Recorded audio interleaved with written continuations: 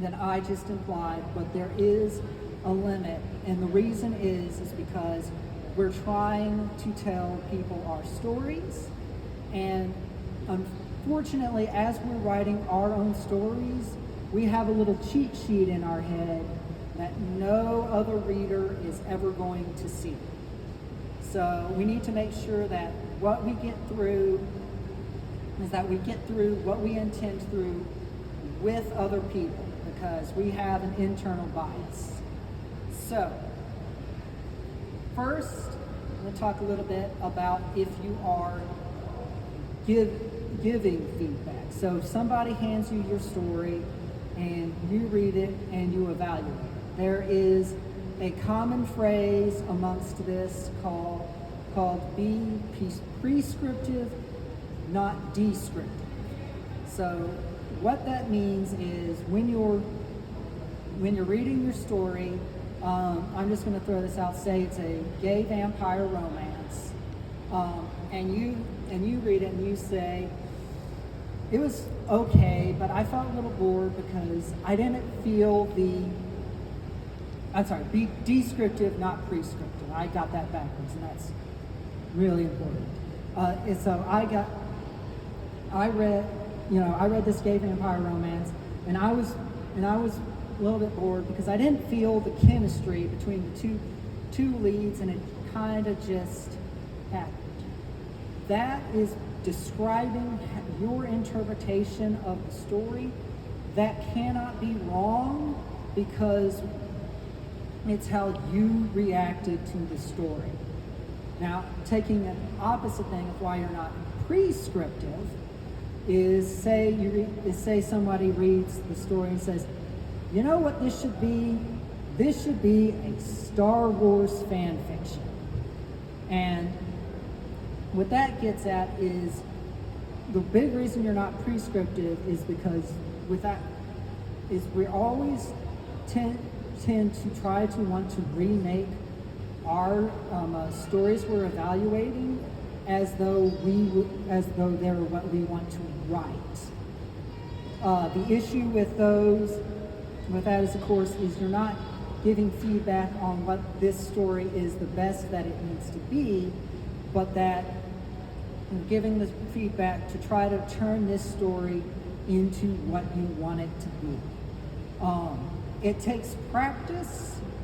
Now, if you, know the story that you're evaluating, the person you're evaluating really well, you can always, this is not like set in stone.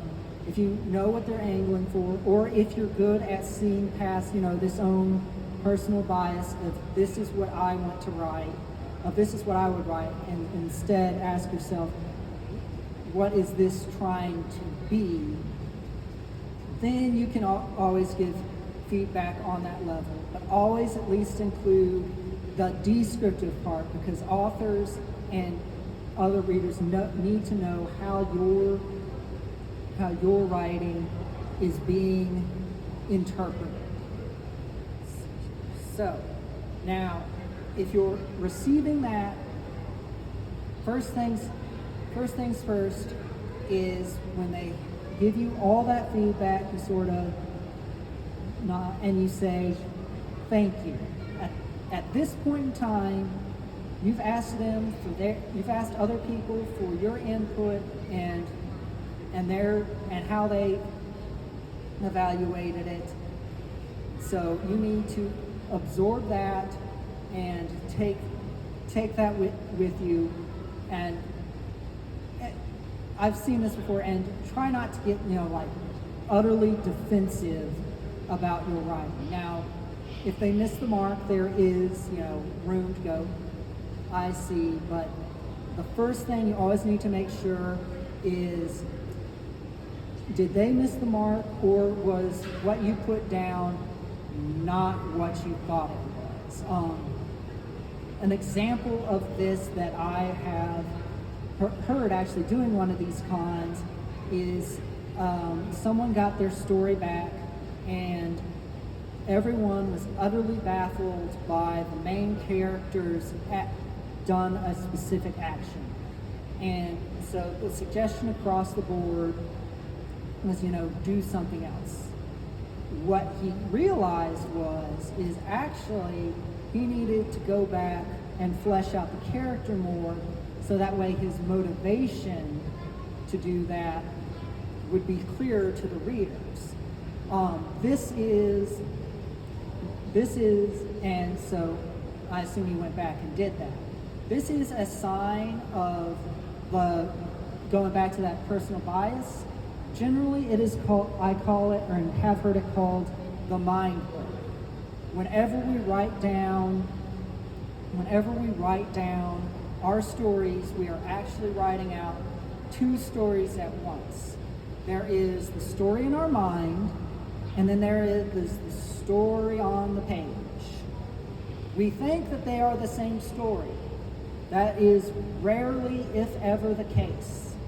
And that is also why one of the big things about getting readers is they're going, you're going, okay, this did not come through. If readers miss the mark, you can explain to them what you intended, so that way they can hopefully help guide you towards making corrections and fleshing out your story as you need. One caution in this is try not to over-explain what's in your mind book to the reader in such a way that you're cutting out the step where you go in and fix it. Because what happens is like, sure, you can convince your reader, that what you intended was on the page, but if it goes out and gets out into the world, like, you cannot track down all those readers and explain what you intended to them. So you have make sure that everyone's on the same page, pun intended, and then make sure that you do not cut yourself off from doing the work you need to make sure that what you intend is visible on the page. All right.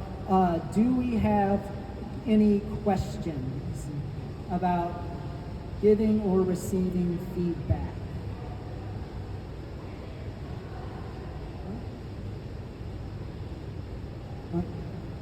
Cool. I hope. Oh, yes.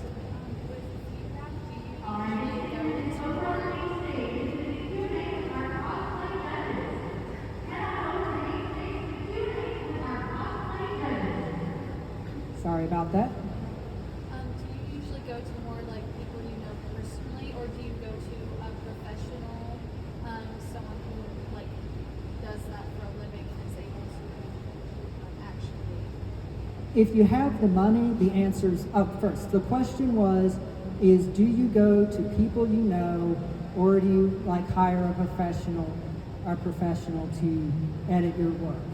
And the answer is if you have the money, you do both. You always want, like, if you have people who are and are willing to read your work, hooray. Also, if they're not, hope it's because you're not writing in their genre and not because they don't want to read it. But editors, they usually charge in the thousands. I mean, I think 4 cents a word. I forget the exact rate, but it will depend from editor to editor.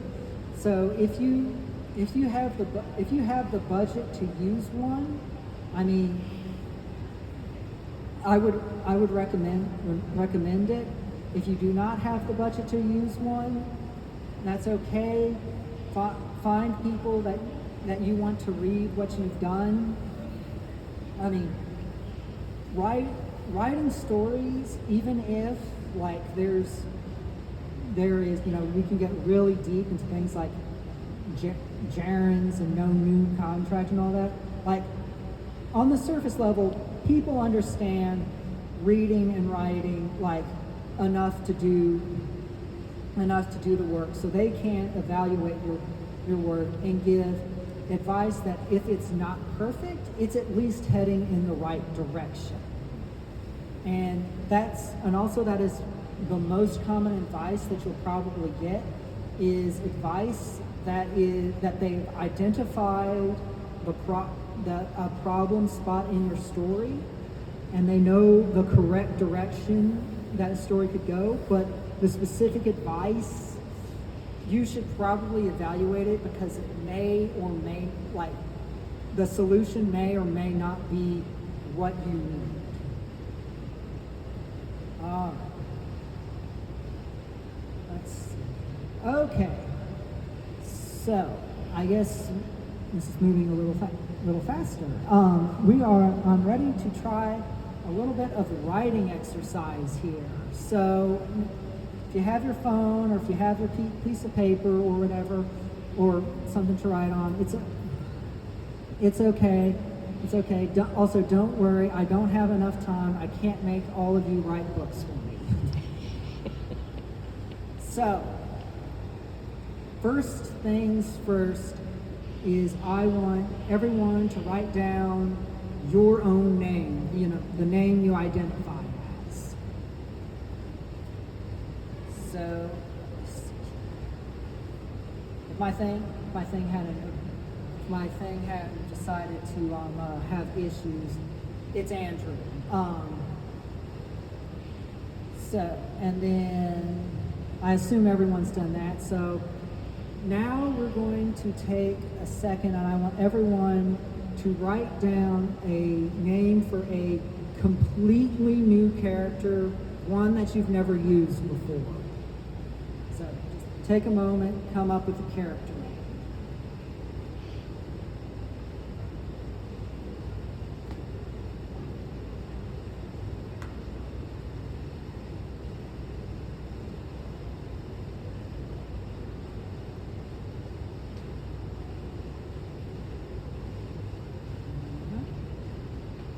Everyone,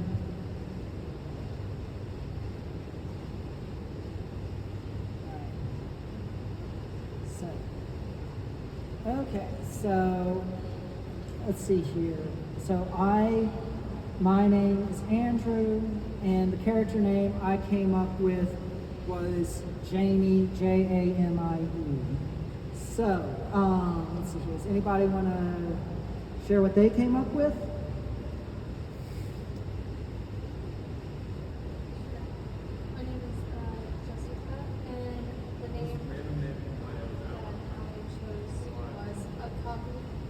Jessica and Akaki. I'm sorry. And yours? Alan. And what was the name of it? What was the new name?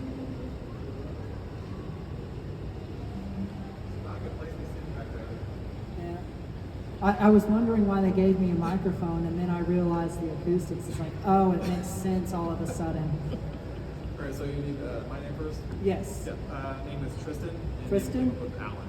Tristan, and you came up with Alan. Okay. Aaron, the name I came up with, Azazel. Aaron and Azazel.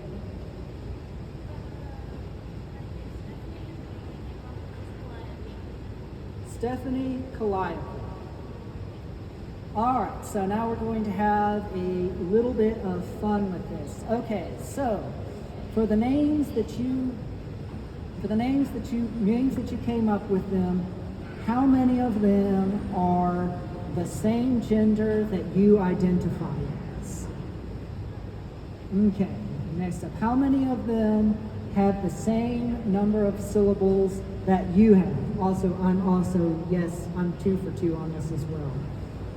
Okay, and then here is the real kicker one, is how many of your names had these crossover letters from your name to your new name? For example, Andrew and Jamie, I had 2. So, 1, or... I don't really know how that says my name, my actual name has 2 ways.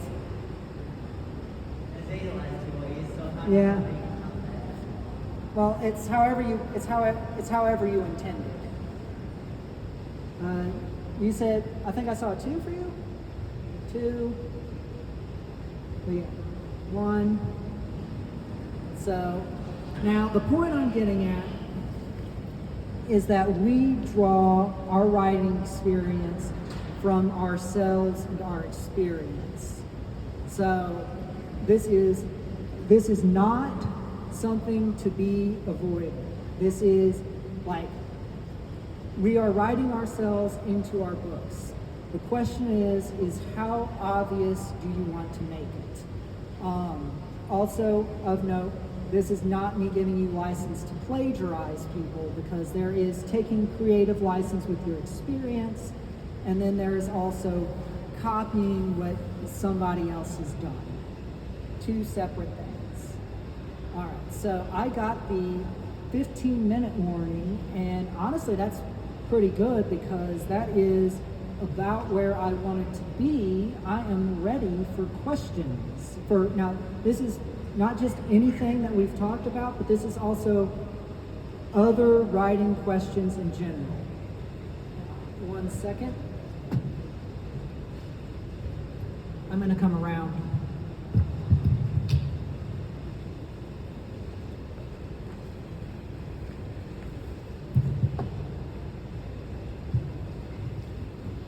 All right, 15 minutes. I am open for writing questions.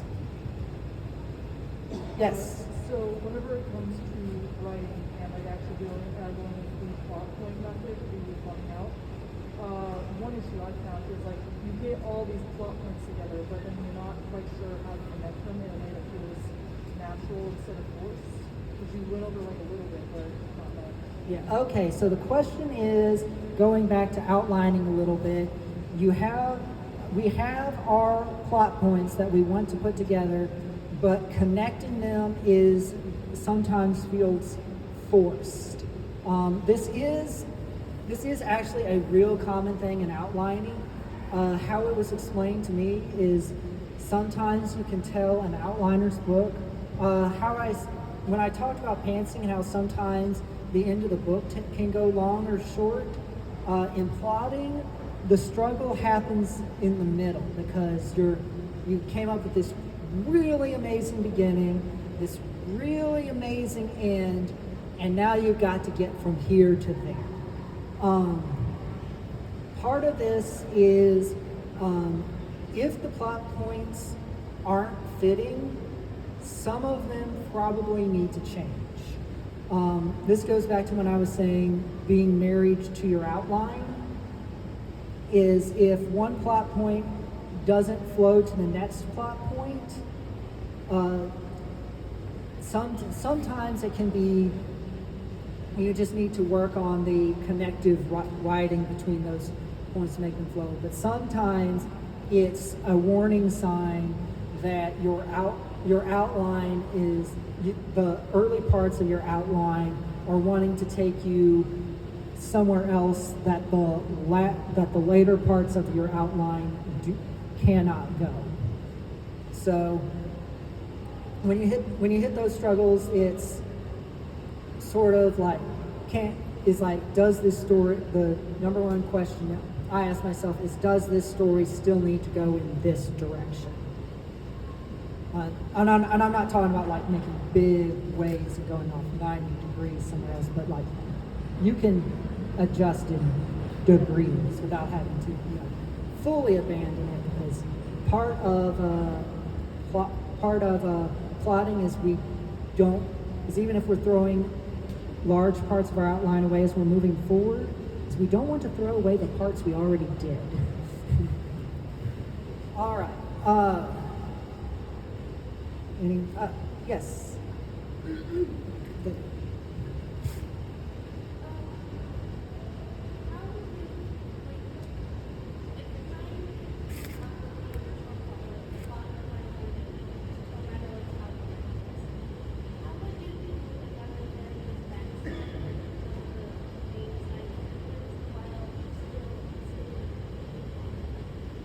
Okay, so let me make sure I got this right. It's how do we integrate an important side character's backstory without losing too much focus on the main character?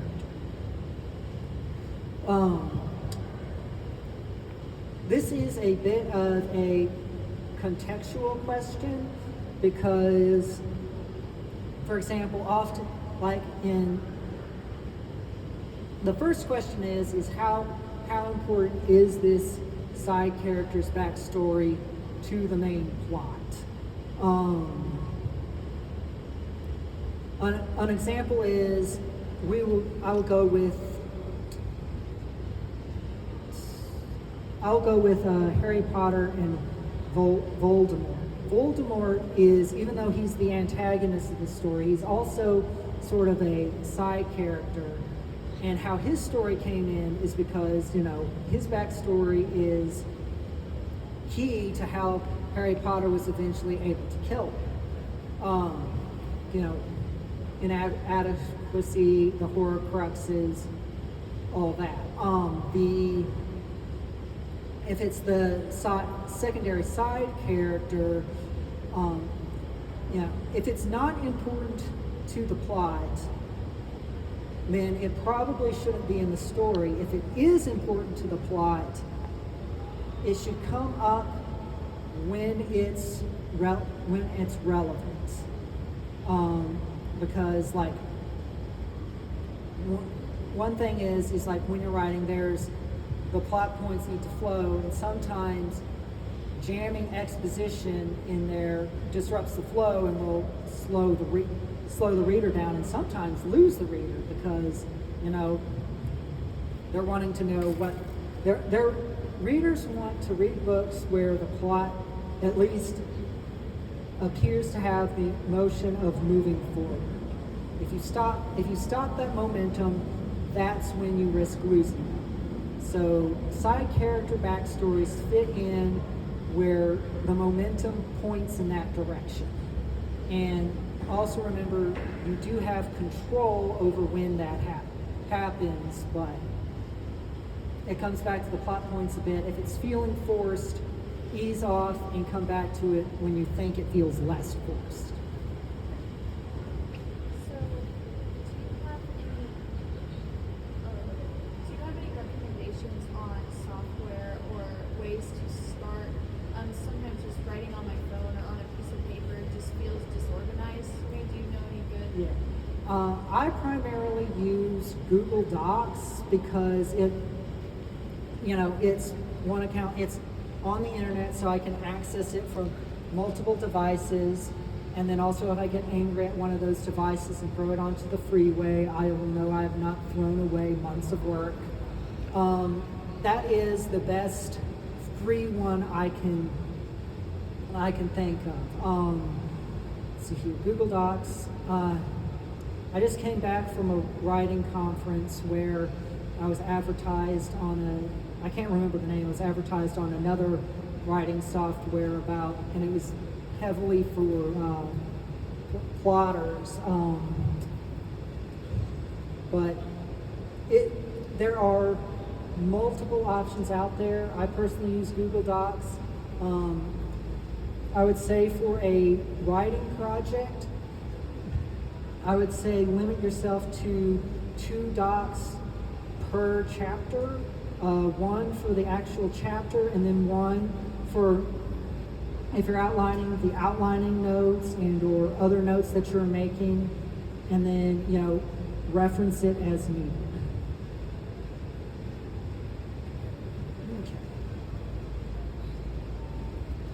Okay. Anyone else think of anything they want to ask me about? Yes, sir. So, I know that's what you like talking about. So on your account. So a lot of people, put yourself a little bit, consider when you also listen a lot of movies, but not so much books. When your main character gets killed off. Some people consider in books very rare because people consider that kind of a movie. What are your thoughts on that? Really how the main character? Well, yeah, no, I know what you're talking about. I mean, first off, it doesn't need to come out of left. You can do it. First things first is it doesn't need to come out of left field. Like complete shock. An example of this is actually going back to the Game of Thrones, the first Game of Thrones book, because the oh gosh, I forget the name of the character, but Sean Bean dies in that book, and for all intents and purposes, he was the protagonist up until his death. However, though, even though it was also a bit of a shock, one, he had been arrested so that way a conspiracy wouldn't be covered up. Two, we had already established Joffrey is mentally unstable and willing to make power moves. And three, I just lost number three, but you sort of get what I'm coming at. It's Sean Bean didn't accept everything that was going his fate, get off of the death penalty, and then as he was walking down the stairs, trip, fall, and break his neck. So, I guess another example of wasn't the main character, but a major character getting killed off that was really irked me is on the TV show The Closer. In the final season, there was a new chief that had been hired, and he was resolving this huge plot line.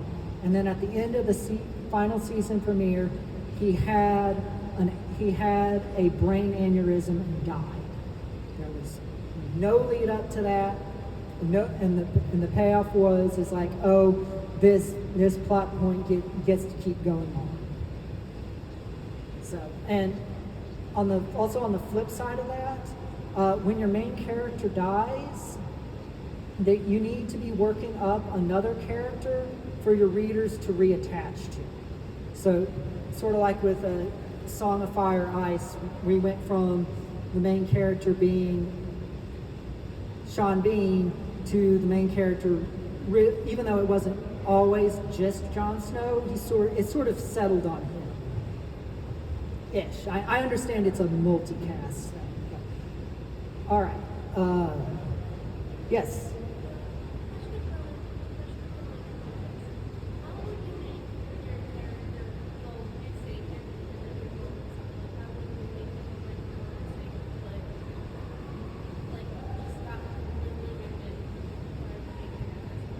How would you make your character go missing at the end of the book? Okay, so the first question is are they coming back in the next book? Or is there a next book? Okay, so the most common way this goes about is if a character goes missing, is they've made a noble sacrifice. They've walked in, I guess we'll go with Star Trek with this one.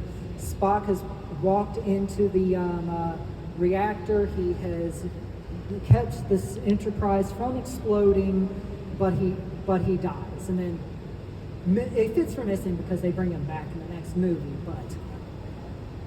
But the noble sacrifice is the most common way it happens.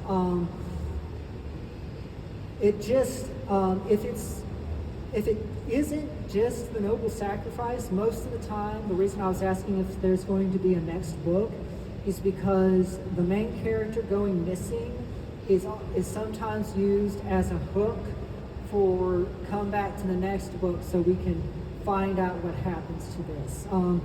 Going into video games a little bit, that's what they did with Alan Wake. And then with Alan Wake 2, they delved into him trying to escape the dark place where he had gone into so that way he could stop the dark place from doing bad things. Did that help? All right. 1 minute. Let's see here. I've been told I have 1 minute, so if anybody has a quick fire question.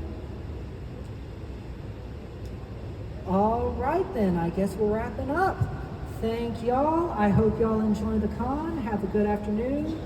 If y'all have any more questions, you can feel free to come up and ask me while on the floor. I can't promise how long I'll be here, but thank all of y'all. Have a good afternoon.